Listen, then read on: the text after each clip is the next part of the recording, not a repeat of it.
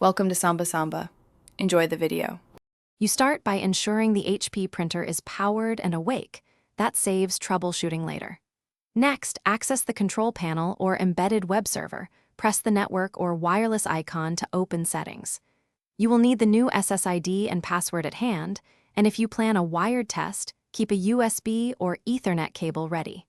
Once in the network menu, choose the type of connection you want to change. Wireless is default. Wired uses Ethernet, so decide now before proceeding. Now select Wireless Setup Wizard on the printer, which scans for nearby SSIDs. This is faster and avoids manual errors.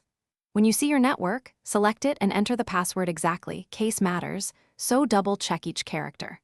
If your network requires a static IP, switch from DHCP to manual and type the address, gateway, and DNS. Otherwise, leave DHCP enabled. Once configured, save or apply settings and wait as the printer attempts to connect to the router. Finish by printing a network configuration or wireless report to confirm the printer obtained an IP and is on the correct SSID. That validates success. If it fails, power cycle the router and printer, turn both off for 30 seconds, then repeat the wireless setup. Make sure MAC filtering or access control on the router isn't blocking the printer. If problems persist, reset the printer network settings and reconfigure from scratch, because a clean state often clears hidden misconfigurations. Thanks for watching. Consider subscribing if we helped you.